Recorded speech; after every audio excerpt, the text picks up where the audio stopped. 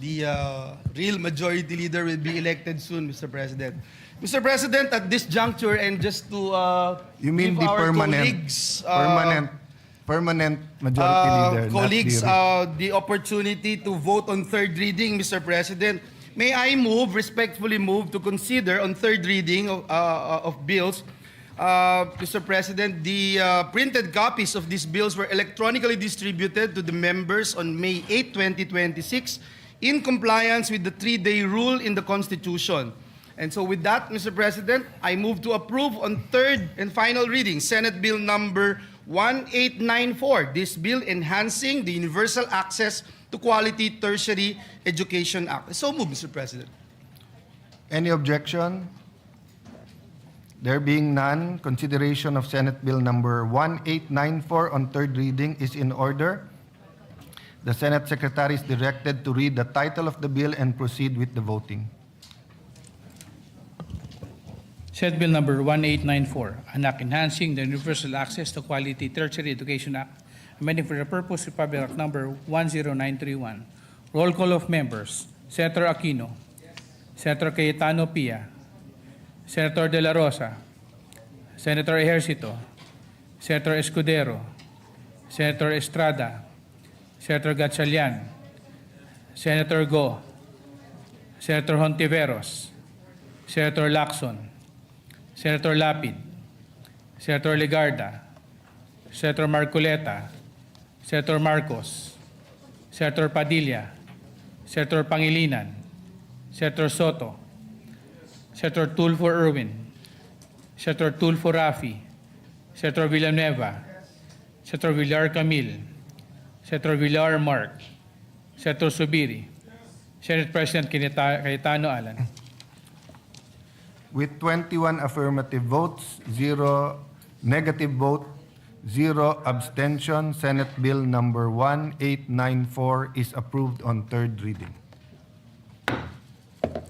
Thank you, Mr. President. We congratulate the authors, especially the chairperson of the Senate Committee on Higher and Technical Education, our Senate President Pro Tem, Senator Lauren Legarda. Those who want to be co-sponsors can just manifest to the majority leader.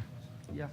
I think everyone, Mr. President, Everyone who's present is already wanted to be part of this measure. and when it's unanimous, even those who are not sitting down there are included. So far, no. Those physically present and voted. Just physically present, Yes. Mr. Upon President. clarification of Senator Lacson. Just That's a good physically clarification. present. And that is very clear right now. Mr. President, I move that we approve on third reading Senate Bill number 1966. This is the bill institutionalizing the assistance to individuals in crisis situation. I so move, Mr. President. Any objection? There being none, consideration of Senate Bill number 1966 on third reading is in order. The Senate Secretary is directed to read the title of the bill and proceed with the voting. Senate Bill number 1966, an act institutionalizing the assistance to individuals in crisis situations program of the Department of Social Welfare and Development, providing penalties for the violation of certain unlawful acts and appropriating funds therefore. Roll call of members. Senator Aquino, Senator Cayetano Pia, Senator De La Rosa, Senator Ejercito, Senator Escudero, Senator Estrada, Senator Gatchalian, Senator Go, Senator Hontiveros, Senator Lacson, Senator Lapid, Senator Legarda, Senator Marcoleta, Senator Marcos, Senator Padilla, Senator Pangilinan, Senator Soto, Senator Tulfo Erwin, Senator Tulfo Rafi, Senator Villanueva, Senator Villar Camil, Senator Villar Mark, Senator Subiri, Senate President Cayetano Alan. With 22 affirmative votes, 0 negative vote, 0 abstention, Senate Bill number 1966 is approved on third reading. Thank you, Mr. President. We'd like to congratulate all the authors led by the chairperson of the committee, Senator Erwin Tulfo. Mr. President, the good gentleman is seeking the floor. May Senator With the Mr. indulgence of President, Senator before we Tulfo. recognize Senator Yeah. Erwin Tulfo, there is a Yeah, just a point of clarification. there's a Yes. point of clarification. Maybe Senator Lacson acknowledge is that. recognized. Yes, I would just like to be clarified, Mr. President. In what capacity is Senator Pangilinan sponsoring a committee report tomorrow? I have a suggestion along that line. Maybe Yes. the body can designate him as, no, in holdover capacity. So he can be, officially That's a capacitated. good suggestion, just to align in pursuant with Section 19. Thank you, Mr. President. Thank you. So if there are no objections, thank you for the suggestion, Senator Lacson. Senator Erwin Tulfo. Thank you, Mr. President. Quick manifestation. Mr. President, distinguished colleagues, as your outgoing chairperson of the Senate Committee on Social Justice, Welfare, and Rural Development, I wish to place on record my profound gratitude and deep appreciation as this August chamber approves on third reading Senate Bill number 1966 under Committee Report number 46 entitled The Assistance to Individuals in Crisis Situation, or AICS Act. This legislation goes beyond merely institutionalizing assistance. It institutionalizes the spirit of malasakit in public service. More importantly, it affirms our collective duty as a public servant to ensure that in times of hardship and uncertainty, government responds not with indifference, but with urgency, compassion, and decisive action for the welfare of every Filipino. Sa gitna po ng hirap at pangangailangan, hindi dapat pinapabayaan ng ating mga kababayan. Ang tulong ng pamahalaan ay dapat mabilis, maayos at may malasakit. Mr. President, allow me to extend my sincerest gratitude to all the authors who stood behind this measure. Senator Amy Marcos, Senator Christopher Bongo, Senator Jingo Estrada, to Senator Joel Villanueva, who conveyed his intention to be made co-author of this significant bill. Thank you, Madam and Sirs. Your support reflects our shared belief that public service must always put people first. Maraming salamat po sa inyong dedikasyon at tunay na malasakit sa sambayan ng Pilipino. The significance of the AICS program becomes even more evident during periods of national and global uncertainty, when ordinary Filipinos are most vulnerable to the effects of economic disruption. Sa panahon po ng krisis, higit na naramdaman ng ating mga kababayan ang pangangailangan ng agarang tulong at tunay na malasakit mula po sa ating pamahalaan. Amid the recent tensions involving Iran and resulting volatility in global oil prices, assistance mechanism under AICS program became an important source of relief for many Filipinos, particularly in transport drivers and operators who bore the heavy burden of rising fuel costs. Sa patuloy na pagtaas ng presyo ng langis, maraming super at operator ang nahirapang maitawid po, Ginoong Pangulo, ang araw-araw na pangangailangan ng kanilang pamilya. Through timely emergency assistance and fuel subsidy interventions, our government was able to provide much-needed relief and help lighten the daily burden of those who, despite rising costs and personal sacrifices, continue to keep our communities connected, our economy moving forward.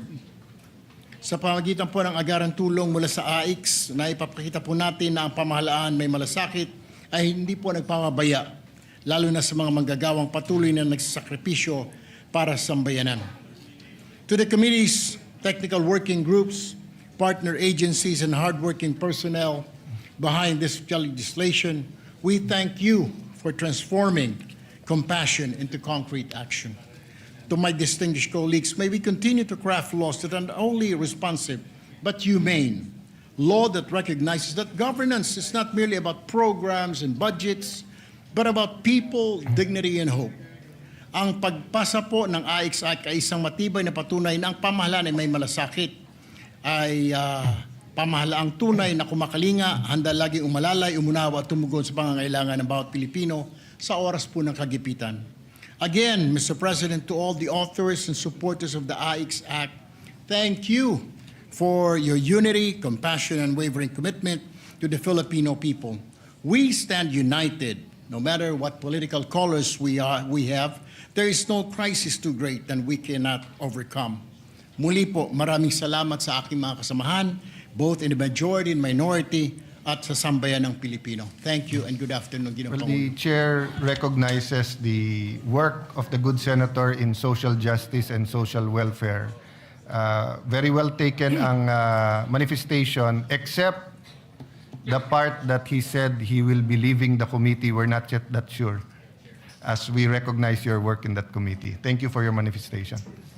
Senator, Mr. President, next to explain her vote, especially on Senate Bill number 1894, is the distinguished lady from Antique, the chairperson of the Senate Committee on Higher and Technical Education, Senator Lauren Legarda. I move that she be recognized, Mr. President.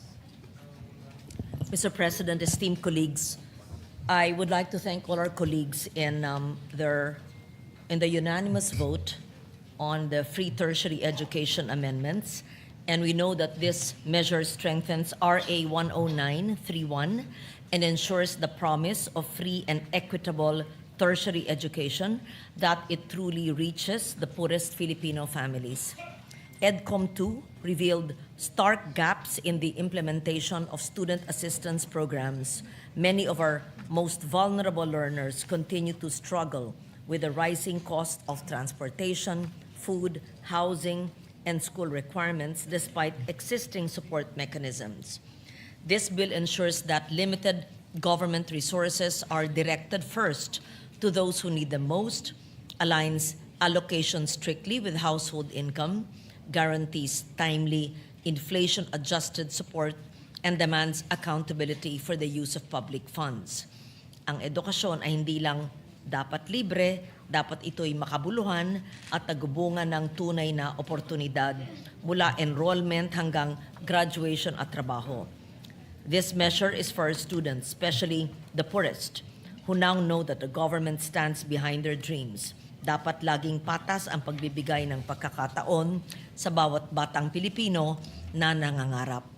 I would like to thank my fellow EDCOM 2 commissioners. Talagang meron pong kumukontra dyan ng mga finance managers. At they recommended sa presidente na i-veto po ito dahil karagdagang gasto sa gobyerno. Concerns were raised by economic managers regarding its fiscal impact. But we stood firm in our belief that free education is an investment in the future of our nation. Muntik na po itong mabito. Alam po ni Chairman Popoy de Vera yan. Ngunit nung panahon po na bilang Special Assistant to the President po ako noon, hinikayat natin ang CHED na ipaglaban at ipaliwanag ang kahalagahan ng panukalang ito. Last minute po ito na sumulat ang ating CHED Chairperson Popoy de Vera. Sabi ko, sumulat ka kay then President Duterte at makiusap ka. At dinala natin ito sa kanya. And we are grateful na nagbago po ang isip ng Executive Department. And we are grateful to former President Duterte na finally pinirmahan po niya dahil sabi niya, sa Davao nga po merong free education doon at meron siya mga scholarships program po doon kahit na maliliit. Sabi niya, mas gusto ko sa buong Pilipinas po ito mangyayari. Finally, the rest is history at naging batas po ito. Even with the Republic Act 10931 in place, we recognize many challenges in accessing education. Kaya naman po, napakahalaga ng panukalang batas na ito. We thank the sponsor, Senator Lauren Legarda, for championing this measure.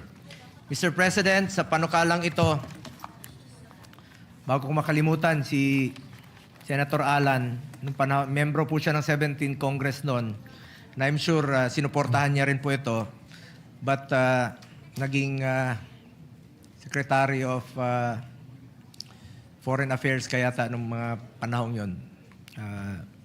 I don't know kung senator ka pa during that time, but membro ka po ng 17th Congress at I'm sure pinaglaban mo rin po ito. Sa panukalang ito, Mr. President, hangad natin na mabigyan ng tertiary education subsidy ang mga indigent patients. Ibig sabihin, expanded, may pagpipilian sila. Yung mga lugar na walang yung kurso na ino-offer ay hindi nila ma-avail, ay pwede itong ma-avail po sa mga private universities. Hindi lamang po ito sa mga public colleges and universities. Maaari rin po itong gamitin sa private higher education institutions, lalo na kung walang available na pampublikong paaralan sa kanilang lugar. At naniniwala po ako na ang access sa education ay susi sa mas maliwanag na kinabukasan para sa ating mga kabataan. For these reasons, I am putting on record my yes vote for the passage of this very important education measure. Salamat, Mr. President. And likewise, as one of the authors of Senate Bill number 1966, which seeks to institutionalize the assistance to individual in crisis situations. Ito po yung AIX, kilalang-kilala po ito na programa ng DSWD. I want to manifest my yes vote to the measure. Sa pag-ikot ko po sa buong bansa, I have seen families who have lost everything, homes, livelihoods, and in some cases, hope. Ang AIX ay matagal nang nagsisilbing lifeline ng ating mga mahihirap na kababayan, lalong-lalo na po sa panahong sila ay naharap sa biglaang krisis tulad ng sakuna, sunog, pagkakasakit, pagkamatay ng mahal sa buhay, aksidente at iba pang hindi inaasahang pangyayari. By institutionalizing AIX, we guarantee its continuity and enhance its ability to adapt and respond to the growing needs of our communities. Sana po wag lang gamitin sa politika ang AIX at dapat po gamitin ito sa mga mahirap nating kababayan. Klarong-klaro naman po ang AIX. Assistance to individuals in crisis situations. Ibig sabihin, yung mga mahihirap talaga. At wag sana gamitin sa pamumulitika ang ayuda at tulong sa ating mga kababayan. We congratulate and thank the sponsor, Senator Erwin Tulfo, for prioritizing this measure. With this bill, we affirm to the Filipino people that in times of crisis, the government stands ready to extend a helping hand. Maraming salamat po, Mr. President. Thank you, Senator Bongo. Just on your point na sana wag magamit sa politika and for the information of the public who have a keen eye on the Senate, actually maganda na carry over yung amendment ni Senator Lacson sa 2026 budget, yung prohibition on political involvement in the distribution of cash and other forms of financial assistance is in Section 18. Sa Section 19 naman, prohibition on the display and or a fixture of the name, image, likeness of public officials. So yung suggestion ni Senator Lacson na kineri ng body nung sa 2026 budget, nandito. Tapos may Section 20, unlawful acts. Unfortunately, ang Section 18 and 19, walang penal clause. Ang Section 20 may penal clause may penalties under Section 21. That's why if you noticed, nung nagsimula yung Iran-Israel-US war, parang may bumalik na mga logos at saka mga streamers, posters, tarpaulins na may mga muka sa ilan mga distribution. So baka pwede nating ipaalala sa lahat na the spirit of the law, kahit wala tong criminal penalties, is maybe I can use the word partisan-free. Diba? Dapat non-partisan ang pagbibigay ng ayuda. No? Mr. President, nalimutan ko lang po kanina. Salamat rin kay Senator Chis Escudero, Senator Angara, Senator Grace, and Senator Nancy Binay. And of course, headed by our finance chair, Senator Loren Legarda, Senator Pia, na pinaglaban po itong free tertiary education. Salamat po, Mr. President. Thank you, Senator Bongo. Mr. President, before we recognize Senator Marcoleta to explain his vote, I think the chairperson of the committee, Senator Erwin Tulfo, would just like to put into the record some of the matters that is Yes. part of what has been discussed on the floor. Senator Senator Tulfo has both the legislative acumen, but also he served as secretary, so he knows the practical side of all of this. Thank you, Senator Tulfo, Mr. your President, our new majority floor leader. Nais ko lamang pong sabihin po, maraming salamat po sa pagpapaalala na doon po sa clause section 18 at 19, wala pong penalty po doon. Pagkos yan po ay plano namin na ilalagay po natin sa BICAM. Pag nagkaroon po ng BICAM na, lalagyan po natin ng penalty po yan. Maraming salamat po, Ginoong Pangulo, for that reminder. Mr. President, I move that Thank we you, recognize Senator. Senator Rodante Marcoleta for his explanation of votes. So move, Mr. President. And just a point kay Senator Tulfo, and it can be administrative dahil public officials naman ito, or it may be grounds for disqualification if they are a candidate. So thank you for your work, Senator Tulfo. Senator Marcoleta, you are recognized. Thank you, Mr. President. Mr. President, I voted yes in relation to Senate Bill 1966. In doing so, Mr. President, I'm also conscious of the fact that I hope we will find a more equitable way of intervention, socioeconomic intervention to the marginalized and the poorest of the poor. Kasi po, alam ko po yung AIX, while it serves as one of the interventions sa mga people in crisis situation, Mr. President, ang dami po kasing problema associated with it. Nandun po yung mga inclusive errors, nandyan po yung mga exclusive errors. Kuminsan po yung mga listahan, kinakailangang i-purge pa para makita natin na talagang didiretso po talaga doon sa nangangailangan. And I'm also conscious of the fact, Mr. President, that this representation has filed Senate Bill number 63, raising the coverage of the lifeline rate subsidy programs for marginalized households. Sa akin po kasing palagay, Mr. President, ito po ay, sa tingin ko lamang po ay mas mabisa sapagkat this is more equitable and it is a method by which our poorest of the poor will be targeted. Ito pong bill na ito ay tinatarget po about 5 million poor families, ranging between 25 to 27 million poor Filipinos. Kasi po ngayon ang lifeline rate, Mr. President, binago na po ng ERC from 20 kilowatt hours per month, ginawa po nilang 50 kilowatt hours.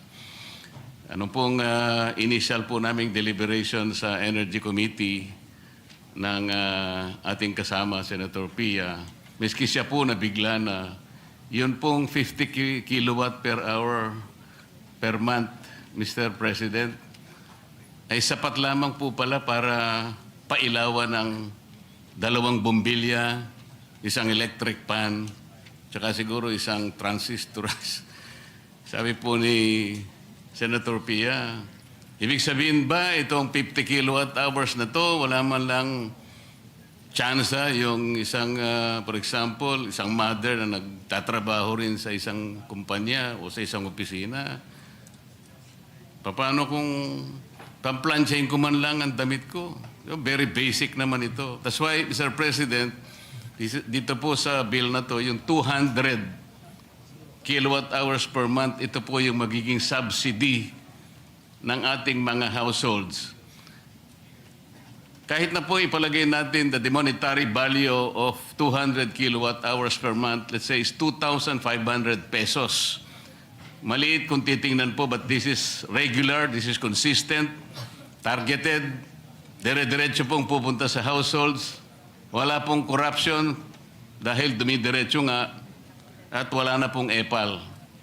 Kaya, Mr. President, bumoto po ako dito sa AIX, tama po naman yun at kailangan din, with the hope that later on we will find a better, much better, more equitable methodology to target the needy parts of our population. Salamat po, Mr. President. The Chair agrees with you, Senator Marcoleta. There's a balance between ayuda, the financing or capitalization of micro, small, medium enterprise, between the social interventions to the poorest of the poor. We should also look at, for example, free internet for the poorest of the poor, di ba? Kasi pareho na rin ngayon ang internet sa tubig at kuryente. Pagka ang bata walang internet tapos online yung classes, parang hindi na rin nag-aral yung bata. Thank you for your interventions, Senator Marcoleta. Yes, Mr. President. Mr. President, the gentleman from Nueva Ecija in Bicol region, Senator Robin Hood Padilla, is seeking the floor. I move that he be recognized, Mr. President. You're recognized, Brother Robin. Assalamualaikum, and thank you for coming in a way that I do not believe that the actual manner. So there are two issues, no?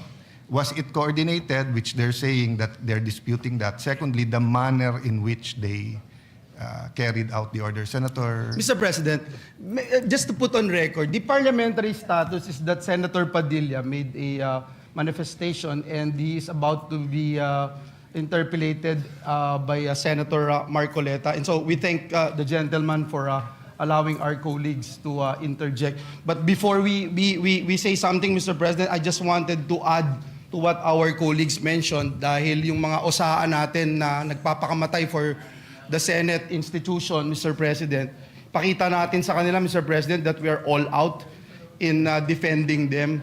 Ako po, Mr. President, nandun mismo ako doon sa Senate clinic nung dinala yung OSAA personnel natin. Mr. President, bugbog sarado siya. Dito sa video, kuha mismo ng staff ko, Mr. President, kinukuha, sinakay, pinilit isakay doon sa sasakyan. Tapos umalis. Ito, duguan na po yung ating Senate OSAA. Kaya yung totoo yung sinabi ni Senator Migs, nakausap ko si Senator JB, nakausap ko si Senator Robin, nakausap ko si Senator Jinggoy, lahat po kami talagang nagpanting ho yung tenga namin dahil, Mr. President, ito yung tao ho natin to mga kasamahan natin na nagbabantay at ginagawa lang yung trabaho. Yun pong individual na ito, Mr. President, kakaisang buwan pa lang po niya dito sa Senado. Kakatapos lang ng training niya to be part of OSAA. And yet, Mr. President, ito yung naranasan po niya sa Senate premises, Mr. President. Kaya hindi lang po yung medical treatment ang aming hinihiling, Mr. President, pati ho legal, Mr. President, ibigay natin what we can do. Because, Mr. President, kung walang magpa-file ng kaso sa mga ito, ako mismo maglilid to file cases against these people, Mr. President. Thank you, Mr. President, and may we now recognize Senator Rodante Marcoleta for his interpellation. Thank you, Mr. President. Thank you. may I just state, Senator Padilla, so all of this is preliminary. An investigation is going on administratively, but yun nga, I urge the Committee on Rules to take charge so that we can get all of the facts, because apparently, even with just 24 senators, history repeats itself. I mean, there's been several senators arrested, attempted to be done here. And that's historical. Even during the first parliament, ginagawa ng mga hari reyna yan, hinaharas minsan, or minsan legitimate. So anyway, thank you for bringing it up, and you have the floor, Senator Padilla. Ginoong Pangulo, gusto ko lamang pong ibalita sa ating mga kasama na naging maganda po ang responde ng Commission on Human Rights, sapagkat kaninang umaga po nakipagpulong sila sa atin at nakipagpulong po sila sa USAA at kay Senator Bato de la Rosa patungkol po sa nangyari na karahasan at pang-aabuso sa karapatang pantao ng ating mga kasama dito sa Senado. Pangalawa, gusto ko lamang din pong iparating sa ating mga taong bayan na magkakaiba po ang kaso ni Senator Trillanes at Senator De Lima sa kaso po ni Senator Bato. Dahil si Senator Bato, ang warrant po niya ay hindi galing sa Pilipinas. Ang warrant po niyan ay galing sa ibang bansa, sa isang dayuhang korte. Ito po ay malayo doon sa usapin na sila ang kustodiya po ni Senator De Lima at ni Senator Trillanes dito lang sa Pilipinas. Ito pong mangyayari kay Senator Bato ay dadalhin po sa ibang bansa. Medyo yung po pag-isipan nating mabuti. Dapat bang mangyari muli ang nangyari kay dating Pangulong Rodrigo Roa Duterte? Dapat bang mangyari pa yan muli sa isang Pilipino? Yun lamang po, sana alam natin ang pagkakaiba ng warrant galing sa Pilipinas at warrant sa isang korte lang ng ibang bansa. Yun po, maraming salamat po. Point of order, Mr. President. Point of order, Mr. We were going to recognize Senator Marcoleta, but this is a point of order, Yes. so we recognize Yes, Senator Mr. Pangilinan. President, my understanding is this matter was already referred to the Committee on Rules. And any on all such manifestations should have been referred to the Committee on Rules. Senator Pangilinan, Senator Lacson gave several privileged speech, even if the matter was already referred to the committee report. I understand, Mr. As a matter of tradition, I understand, Mr. we allow that. Ginoong Pangulo, nilabas yung warrant of arrest kagabi lang, tapos na tayo dito. Yeah. I Yes, that's why understand. this. Na that was- sinabi po na yung warrant of arrest ay tunay. I understand, Mr. President, and therefore I'm appealing that perhaps this matter should be tackled in the committee rather than in this in plenary, so that we can address other concerns, Mr. President. The appeal- And the for the appeal is record, noted. Paano natin pag-uusapan And- yung ibang... And for the record, Mr. President, I still have the floor. And for the record, Mr. President, we voted against resolution number 44.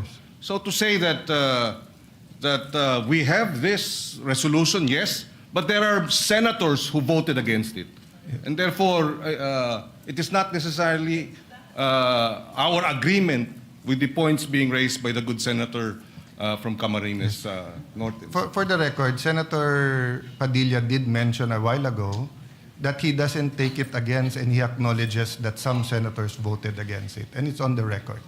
Having said that, the appeal is noted, but I just like to mention that we usually give each other leeway depending on the importance of the matter, and the threat to Senator Bato is live. There's been no official communication that he is free until a Philippine court issues a warrant of arrest. No? So I ask the patience of each member, but acknowledge the statement and the interpretation, the proper interpretation of the rules by Senator Pangilinan. So you May we ask proceed, Senator Marcoleta, Mr. President? Yes, Senator Marcoleta, He's you're been now waiting for recognized. quite a while. Salamat po, Mr. President. Kahapon pa po ako naghihintay. Ang dami na po kasing nagsalita. Sana po kung sino naman yung nauna na nagsabi, pakiunan nyo naman po. Sa akin lang po, nagpo-point of order po tayo, pero tayo rin naman po nagbabiolate ng ating patakaran. Nangyari po kasi yung nangyari kahapon, Mr. President, sa unang kasaysayan, sa kasaysayan ng institusyong ito. Nakita ko po, Mr. President, kung paano ginawa ng mga NBI yung ating pasukan. Gumawa po sila ng checkpoint. Sa akin pong palagay, magmula po nung panahon ng Philippine Assembly, hanggang ngayon, wala pa pong nangyaring gano'n. Dahil po sa respeto sa tatlong dakilang nagkakahating bahagi ng ating pamahalaan, ang executive, legislative, at saka yung judiciary. Ngayon lamang po nagkaroon ng ganitong insidente kung paano niyurakan ang dangal ng institusyon na tayo pa po ang naririto. Mr. President, gusto ko po sanang magtanong ng ilang mga bagay sa ating kasama sa kanyang mga tinuran na pangyayari kaugnay po ng tangkang paghuli kay Senator Bato. Yun ang Pangulo, mas maganda pong makatanggap tayo ng mga katanungan sa ating kasamang kahapon pa nag-aantay. Salamat po, Mr. President. Please proceed unless you want to postpone that till tomorrow. Mr. President, Your Honor, kanina po ay marami rin pong gustong magtanong sa akin ng mga miyembro ng press. Bagamat tinangka ko po na wag munang umarap sa kanila dahil minsan po, imbes na makapag-clarify ka, lalo pong dumadami po ang mga issues. Kaya ako na pong nagpilit na parang iniiwasan ko na po. Kaya lang, hindi mo po maiwasan. Sa dami po nila, talagang hahabulin ka po eh. Ang una po nilang tanong sa akin, Sir, ipa-aresto niyo po ba si Senator Bato? So sagot ko po, Mr. President, tanong din. Ikaw, kayo, gusto niyo ipa-aresto? Ang sagot sa akin, hindi po, kayong tinatanong namin kasi kayo po ang nandito. Hindi, tinatanong ka rin kita kasi Pilipino ka. Gusto mo bang makita ang isang senador na ibinoto ng sambayanang Pilipino? Aarestin sa loob mismo ng Senado? Hindi po. Okay, kung ikaw hindi, di lalo na ako. Kayo po ba'y na-interview rin ng gano'n? Opo. Mr. President? Your Honor. Nakakagulat po sapagkat ako po din mismo, mahal na kasama at idolo namin, Senator Marcoleta. Nagtataka din po ako sapagkat marami po sa mga tanong sa ating ibinabato. Parang tayo pa ay may kasalanan sa pagbibigay natin ng masasabing lugar sa ating kasama dito sa Senado.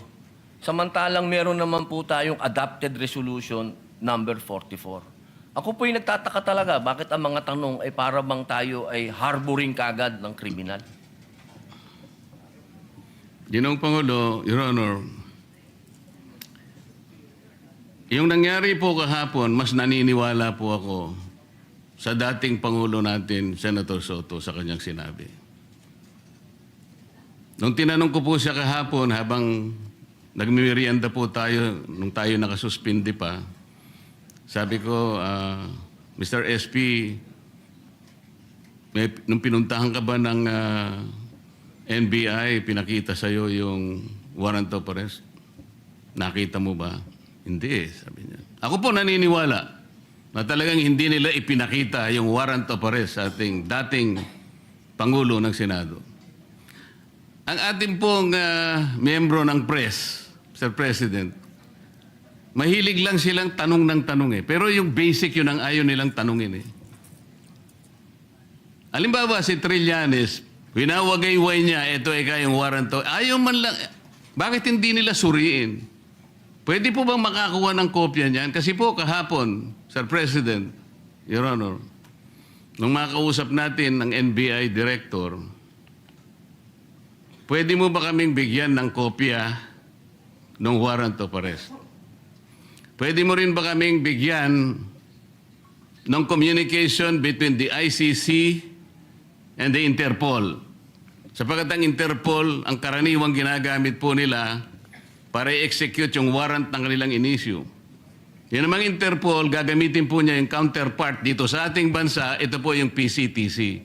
So sabi ko, bigyan mo rin kami ng communication mula sa Interpol papunta sa PCTC. At mula sa PCTC, meron silang sulat din sa inyo at kayo nga ang dineputize para iserve yung warrant of arrest kay Senator Bato. Maliwanag po yung sagot niya, Mr. President, Your Honor. Opo. Gusto ko po sanang itanong, Mr. President, kung nag-comply na yung NBI Director na yung ating hinihingi ng mga communications para mapagtibay natin kung talagang meron ngang inisyu, kung totoo nga po na merong warrant of arrest at hindi lang ginawa sa Claro M. Recto, para po lahat ay guided.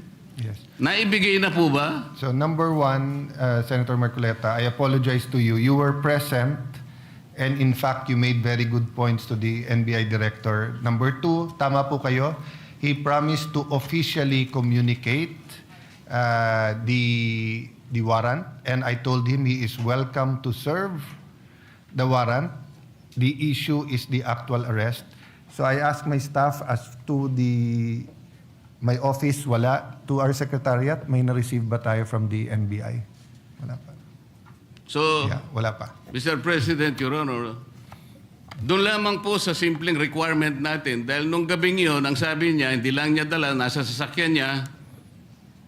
So hindi na natin siya pinilit, dahil yung sasakyan niya nasa labas. Pero, Mr. President, Your Honor, alas 5 na po eh. Yung po bang mga requirements na yun, simpleng-simple po para matukoy lang natin kung talagang merong warrant of arrest. Bakit hindi po hanggang ngayon ay naibibigay ng NBI na sila pala, allegedly, ang dineputize ng kung sino-sino na iserve ang warrant of arrest sa ating kasama? Bakit po? O baka nga po wala eh.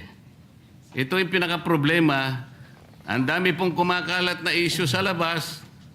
Tinatago raw natin. Meron pa pong nagsabi kung sino-sino na yung pagkup-kup daw po natin, yung ginamit natin, yung inadapt nating resolution number 44, sabi ni Trillanes, obstruction of justice.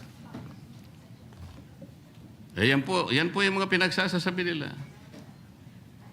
Your Honor, alam niyo po ba yung statement ng Permanent Mission of the Republic of the Philippines sa United Nations noong 79 session of the UN General Assembly?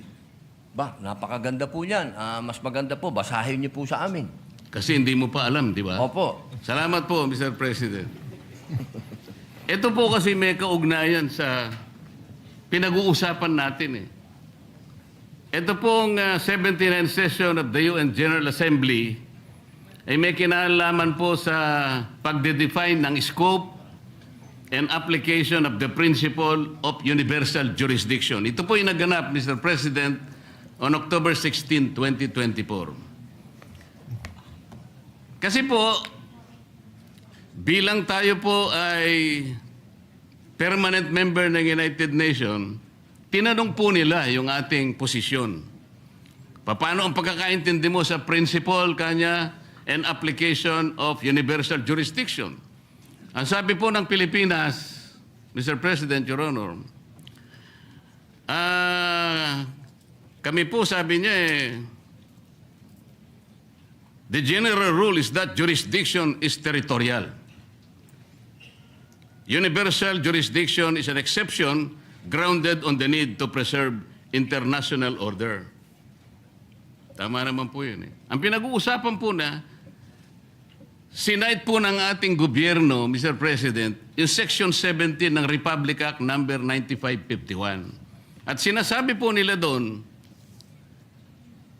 sabi po ng ating permanent mission, Section 17 of RA number 9851 specifically provides for the Philippine jurisdiction over persons, whether military or civilian, suspected or accused of a crime defined and penalized under Republic Act 1951, regardless where the crime is committed. Sa mga tweet, tayo na po ang nagsabi sa United Nations na tayo po yung merong jurisdiction. At sinama pa nga po yung Section 18 na kung saan ang regional trial court po ang merong jurisdiction. Primary and exclusive jurisdiction. Kanina po, Mr. President, Your Honor, binanggit po ninyo, yung warrant of arrest kasi kanya galing sa korteng hindi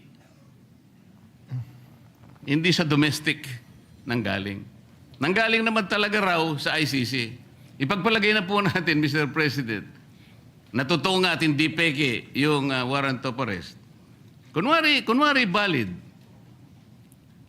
Ang sinasabi po ng ating batas, Mr. President, isasagawa mo lang ito sang-ayon or in accordance with the extradition laws and treaties obtaining in this country. Mr. President, wala po tayong extradition treaty sa ICC. For the simple reason that ICC is not a country. Wala rin po tayong treaty sapagkat nag-withdraw na po tayo sa ICC. O paano niya po i-apply yung kanilang warrant of arrest? Ang jurisdiction po ay atin na. Mr. President, Your Honor, on May 10, 2026, ang ating kasama, Senator Bato, was served a subpoena by the CIDG for the alleged crime of EJK. Ano po ibig sabihin nun, Mr. President?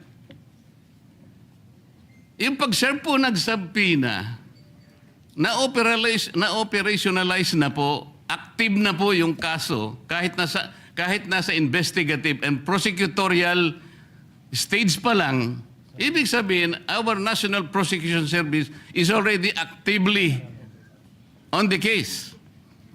Paano po papasok ang ICC? The core function of the ICC, Mr. President,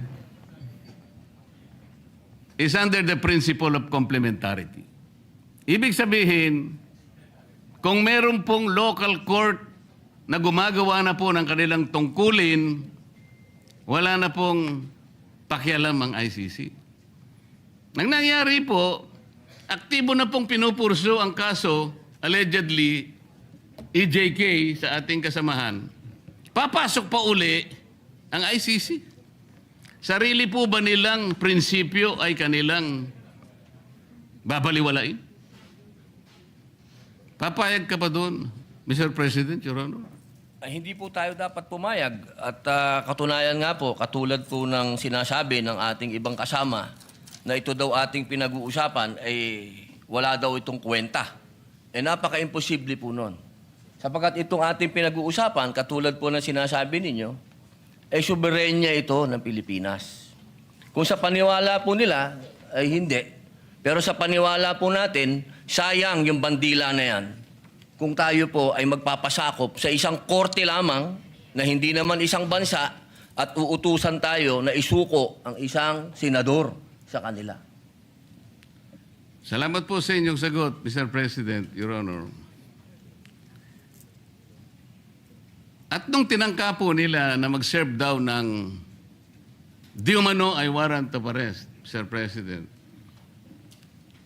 eh bakit po ang nagsisilbing process server ay si Antonio Trillanes? Sheriff po siya ngayon yata ng ICC. Meron po ba kayong impormasyon na si po ay naglilingkod na sa ICC o sa Interpol, Mr. President, Your Honor? Ay siguro po, action speaks louder. May dala po siyang warrant to sheriff. Kung totoo na meron siyang dalang warrant. Yun po. Opo, pag napatunayan po na yun ay warrant of arrest, sheriff na po siya. Kailangan pong malaman natin kung siya ay process server, sheriff, o deputized officer ng ICC o ng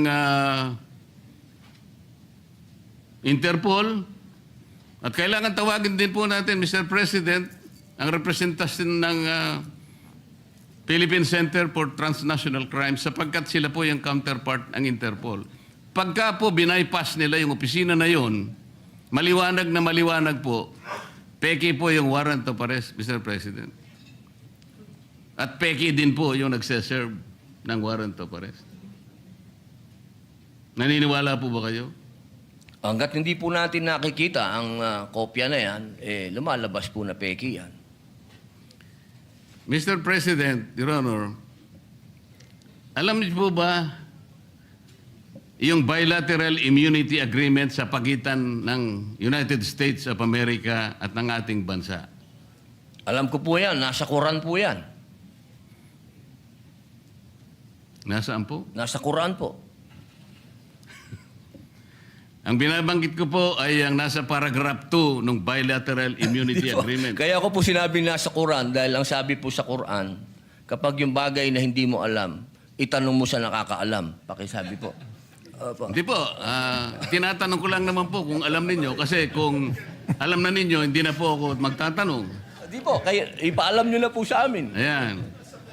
Mr. President, ito pong sinasabi kong ito, may kinalaman na naman po kasi. Malaki ang kinalaman sa ating pinag-uusapan ngayon. Dito po kasi sa paragraph 2 nitong bilateral immunity agreement na ito na ginawa noong May 13, 2003, minsan po itawagin ito na non-surrender agreement. Sinasabi po rito na ang isang citizen ng isang partido, ibig sabihin ng Amerika, na nandito sa ating bansa, ay hindi mo pwedeng isurrender o i-transfer by means sa isang international tribunal for any purpose unless such tribunal has been established by the United Nations Security Council. Ano po ang ibig sabihin nun, Mr. President, Your Honor? Yung ICC po kasi, hindi po established international tribunal ng UN Security Council. Kaya nga po, kung mapapansin nyo, Mr. President, Your Honor, ang Amerika at saka ang Russia, hindi partido ng ICC. Wala silang, ayaw nila yan. Kinamumuhian nila yan. Dito po sa agreement na ito, tayo po, ang bansa natin, may katungkulan na hindi niya isusurrender ang isang Amerikano. Militar man yan, civilian, o no, nang walang consent yung Amerika. Ano po yung ironical implication nito, Mr. President? Tayo po pumayag sa pagitan ng kasunduang ito na ipagmamalasakit natin ang isang Amerikano na nandito sa ating bansa, hindi siya pwedeng i-transfer o surrender sa ICC sapagkat yan ay hindi recognized ng UN Security Council. Pero tayo, senador, Pilipino, meron siyang mandato sa ating mga mamamayan. Hindi ba kabalintunaan ito, Mr. President, Your Honor?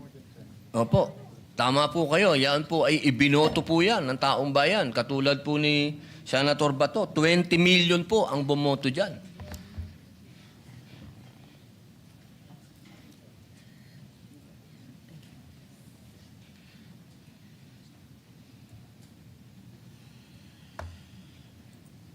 Kaya ko lang po tinatanong, Mr. President, hindi ko po lubos na maisip, tayo pala kaya nating ipagtanggol ang hindi isang Pilipino, kahit hindi Pilipino, dahil lamang nakipagkasunduan tayo. Pero sarili nating kapwa Pilipino, may mandato sapagkat nagsisilbing senador ng ating bansa. Hindi natin kayang ipagtanggol. Ito po yung irony na napakahirap siguro natanggapin ng bawat isang Pilipino. Tama po kayo eh. Ang warrant of arrest po ay galing sa ICC. Ang kaso po ni Senator Trillanes ay iba sapagkat ang nag-issue ng warrant of arrest ay sarili nating korte na kailangang igalang. Ganon din po ang warrant of arrest na inisyo kay dating Senador Laila de Lima. Pero ito'y natatangi po eh. Kung totoo po na yun, ay talagang totoong warrant of arrest. At yun ay nakabase sa saligan mismo ang Rome Statute. Bakit hindi muna nila unang basahin, Mr. President, yung Article 59 ng Rome Statute, na kung saan sinasabi ron, yung aarestuhin mong tao, kailangan madaliin mong ilagak sa isang competent judicial authority ng custodial state. Ano ang custodial state? Yung ating bansa. Bakit po kailangan yon? Maski ang ICC, kinikilala niya yun. Dahil meron pong mga prosesong dapat na mapagtibay. Una, kailangan malaman natin kung yung warrant of arrest applicable doon sa tao na yun.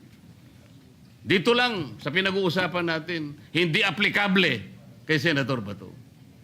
So meron siyang recourse para questionin yung warrant of arrest. Kaya importante na ilagak mo siya sa isang competent judicial authority. Ang isa pang kinakailangan mong maisaalang-alang doon, Mr. President, Your Honor, ay kailangan yung proseso ay naigalang lahat. At lalong-lalo na yung kanyang karapatan ay talagang nasino. Yun po yung inihingi nun eh. At ang isa pa po, meron siyang karapatan na magpetisyon kung sakaling yung custodial state na yon ay i-detain yung naaresto, na magpetisyon ng immediate release or provisional release. Lahat ng ito ay hindi magagawa, Mr. President, Your Honor, kung kikilalanin natin yung warrant of arrest na valid sa ating jurisdiction. Meron po siyang katapat na batas eh. Meron tayong local na batas, RA 9851, na humahatol at nagbibigay parusa sa mga ganun ding mga kasalanan na siya din naman ang nililitis ng ICC. So sa prinsipyo po ng complementarity, Mr. President, maliwanag na maliwanag po na nasa jurisdiction na po ng ating lokal na mga hukuman ang pag-aasunto kung meron ng basihan sa ating kasama. Hindi na dapat kilalanin yung ICC sapagkat ang batayan lang nila ay yung tinatawag na principle of complementarity. Malinaw po na nangunguna po, may primary po jurisdiction ang ating lokal na korte. Exclusive and primary jurisdiction, yun po importante. Ngayon, yung pong mga nagkukunwa na process server, nagkukunwa na sheriff, nagkukunwa kung ano man sila ng ICC, kung bayaran sila o hindi, dapat po tingnan muna nila lahat yung mga bagay na pinag-uusapan natin. Bago nila puntahan ang isang institusyon katulad nito, nahahabulin pa yung isa sa atin. Ang pangyayari po kahapon, uulitin po natin, Mr. President, kailanman po ay hindi nangyari sa kasaysayan ng institusyong ito. Tinanong ko pa nga po kahapon sa ating director ng NBI dahil pinipilit niya. Kaya po nung papunta na, kung makakapasok po si Senator Bato sa session hall, ay wag nyo na siyang tutugisin. Para bang ang parte lamang ng Senado, Mr. President, ay itong session hall. So nung tinanong ko, bakit po yung parking area namin na kung saan nagsimula ang habulan at saka yung mga hagdanan na hindi ba parte ng institusyong ito? Sir, sabi niya, hindi naman po kami magiging ganito kung hindi po kami nakipag-coordinate. Hindi po ako naniniwalang nakipag-coordinate sila ng totohanan, Mr. President. Mas naniniwala po ako sa ating former President na hindi niya papayagan kung alam lamang niya ang kanilang balak na pagdakip at pamamaraan ng pag-iinsulto sa bulwagang ito, Mr. President. Maraming salamat po, Your Honor. Maraming salamat po. Madam President? Madam President? Opo. Senator Padilla, please proceed. Yes. Opo. Meron lang po akong mga konting katanungan sa inyo. Sapagkat gusto ko po sanang ireklamo si Senator Pangilinan sa pagsigaw. Meron po ba siya rules natin na sinasabing pwede mong sigawan ng kapwa mo senador?